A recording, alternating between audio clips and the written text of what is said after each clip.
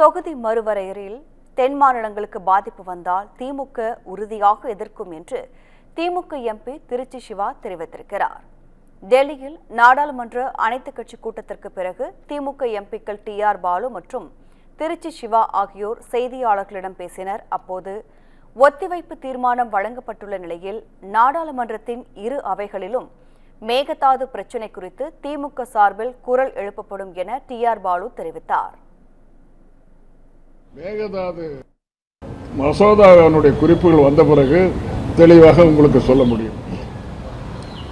நம்ம திராவிட முன்னேற்ற கழகத்தை பொறுத்தவரை தலைவர் தளபதியார் அவர்கள் இட்ட ஆணைக்கிணங்க மேகதாது பிரச்சனை குறித்து நாளைக்கே நாங்கள் பாராளுமன்றத்தினுடைய இரு அவைகளிலும் ராஜ்யசபாவில் தம்பி சிவா அவர்களும் பாராளுமன்றத்தின் லோக்சபாவில் நானும் நம்முடைய உறுப்பினர்களும் சேர்ந்து குரல் எழுப்ப இருக்கிறோம்.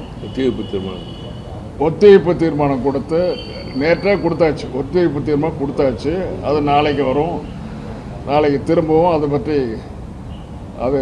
பற்றி பேசுவதற்கு நாங்கள் கேட்போம், அனுமதி கேட்போம். அவைத்தலைவர்கள் அதை பற்றி அதுக்கு அனுமதி கொடுக்கலன்னு சொன்னால் நாங்கள் திரும்பவும் அதை வேகமாக வற்புறுத்தி அது பிரச்சனை குறித்து பேச வேண்டும் என்று சொல்லிக்கொண்டே இருப்போம். அது என்ன நடக்கிறதுங்கிறது அவைத்தலைவர் தான் முடிவு செய்யணும். நாங்கள் தொடர்ந்து இந்த பிரச்சனையை எழுப்புவோம். தொடர்ந்து தொகுதி மறுவரையறையில் தென் மாநிலங்களுக்கு பாதிப்பு வந்தால் திமுக உறுதியாக எதிர்க்கும் எனவும் திருச்சி சிவா உறுதியளித்தார். தலைவர் தேர்தலில் தொகுதி மறுசீரமைப்பு குறித்து ஒரு தவறான தகவல் பரவி இருக்கிறது. உண்மை என்னவென்றால் திராவிட முன்னேற்ற கழகத்தின் நிலைப்பாட்டை அண்ணன் டி.ஆர். பாலு அவர்கள் அந்த கூட்டத்தில் எடுத்து வைத்தார்கள்.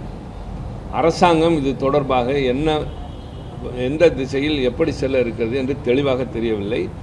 ஊடகங்களில் மட்டும்தான் பல்வேறு வகையிலே அதற்கு கருத்துக்களை சொல்கிறார்கள். அந்த நிலையில் நாங்கள் எதுவும் சொல்ல முடியாது, வந்ததற்கு பின்னால் சொல்வோம். ஆனால் எங்களை பொறுத்தவரை மிக தெளிவாக தென் மாநிலங்களுடைய பிரதிநிதித்துவம் நாடாளுமன்றத்தில் பாதிக்கப்படுகின்ற அளவிற்கு எந்த வடிவத்தில் அது வந்தாலும் அதை முழுமையாக எதிர்ப்போம்.